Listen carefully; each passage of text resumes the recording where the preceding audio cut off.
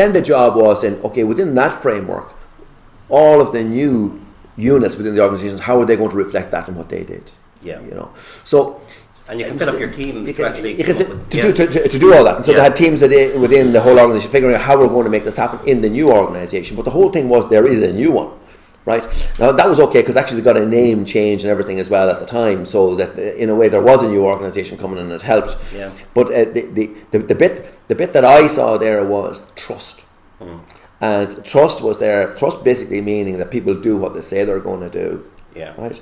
And that there is a very vigilant, watch out kept to make sure that there is nobody doing the kind of the merged football team bit, like where people are trying to dominate. Yeah, and I suppose the trust is your decisions are transparent and you can see how they're made. Yeah. A lot of the trust is sometimes are the decisions made in the smoking shed or are they made in the car park? Yeah. Where you can get little clicks. So you're dead right. Just building on that, I mean, it probably wasn't the same case, but I spoke to a HR director, I think 5 or 6 years ago, who was managed 1 year after a merger, and he said, I'm going to have a ritual ceremony this summer. We're going to have a ritual burial because I have 2 companies who still have kept their old logos and their old symbols. Yeah. He said, and it's driving me mad because basically we're not working together. What we're going to do is we're going to go out, dig a grave and bury them and start again. And it was a practical, they actually had the ceremony. It was a practical ceremony. You mean he dug a hole in the ground? He dug a hole in the ground. Logos and the church. Exactly. Yeah. He said, well, it was the symbolism. He was talking about symbols, but it was the symbolism of the event. He was saying, this is the message to you guys now. I don't want to see this or I don't want to see this anymore. It's gone. It's buried. Did he throw any bodies in? Mick, we talked here about in preparation for this. We talked about mapping over and the process of integration. Now, that's a very practical thing about it. Could you just bring us through this process of mapping over? Well, I suppose the mapping over is in simple terms a situation where you have 2 organisation structures. You have 2 sets of terms and conditions, including pay structures, and you have to create one. So it's the process of creating a new organisation structure and of mapping the people onto that structure. Invariably, less people than currently exists in the 2 companies, because a lot of the rationale for a merger might be you can do it with less people. It's the efficiencies that you can get. So it can get very complicated because what you could find in some instances is some structures are very different. Some are higher and deep than others, some are flatter than others. So structures are different.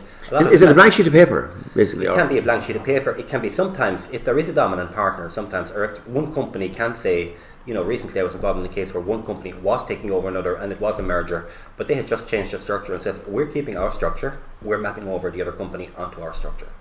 So mapping over basically means that there is actually a map there. I mean, there's a structure mapped out, and you bring one over. There's a structure there. There's a skeleton structure there. You can add new positions to it, obviously. Yeah. It's what you have to do. You write the roles. You do what Franklin says. You have to have your competition to actually fill those roles. You have a lot of legalities in terms of how you fill the roles, because you're leaving yourself open to a case if you do it under. Objective criteria. It's objective criteria. A bigger issue sometimes can be the pay, because you're not going to get 2 companies with exactly the same pay structure, especially if they're private sector companies, because you're going to get in some companies where there might be high pay and low benefits, and a different pension scheme. In other companies you get low pay, high benefits and a separate pension scheme again, and suddenly I come in, I get a job, I'm working beside you, Peter, and we're on completely different pay arrangements.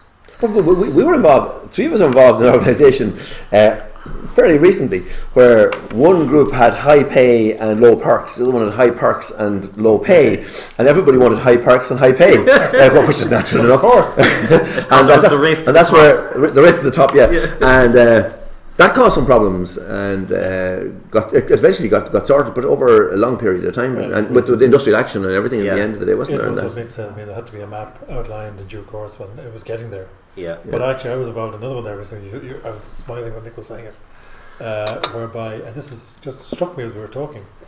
Once the announcement is made that there's going to be a takeover, where a bigger multinational was taking over a smaller Irish operation, with Irish owners who felt that before they should go, and bearing in mind the rigours of the transfer undertakings, whereby when their staff were going to be transferred, they were guaranteed to be on no less pay and conditions than they currently enjoyed. So as a going away present, before they actually handed over the organisation, they doubled all the pay.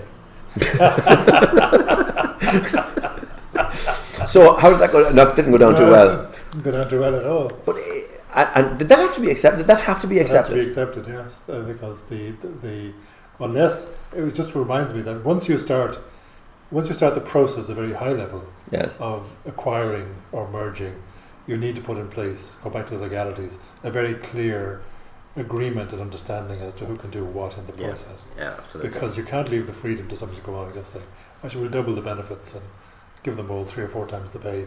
Because when we transfer, all those staff are guaranteed continuous service for starters. So whatever liabilities exist in the organisation at the date of transfer over, and they all transfer over as if they've been in continuous employment, and they retain their existing terms and conditions, and you can't make them or fire them because of that. Yeah. I mean, you can only reorganise in due course under the economic conditions outlined by the directive. But it just occurred to me that in the process, when you're actually setting out, it's very important to have a clear understanding, indeed legal agreement, as to who's going to do what. At the setting out point, so you don't get a poison chalice then thrown in. Yeah. Okay. So and in terms of, as Mick was saying, mapping is extraordinarily important. Yeah. Because you'll never find any 2 organisations whereby the pay and conditions line up. There's always going to be disparities. Yeah. And then once that happens, you have to decide how we're going to handle that. Are we going to go up? Are we going to go down? Are we going to put a new structure in? Are we going to red circle? Yeah. How's it going to happen? And then once you've outlined and identified all those problems, then you've got to sit down and say, well, right, are all companies non-union? Is one union and one non-union? Yeah. What are the consultation processes in place? Are we going to negotiate with the union? In terms of this whole process, how are we going to do all that? How are we going to involve the non-union staff? How are we going to make sure, if in due course there's redundancies, we comply with any collective requirements in relation to that? So all those things you need to have incorporated into your game plan before you even, before the word even leaks. Yeah. As well, Peter, I mean, I think we're, just before we come to the end of our time, if you look at very practical ways of making it work, a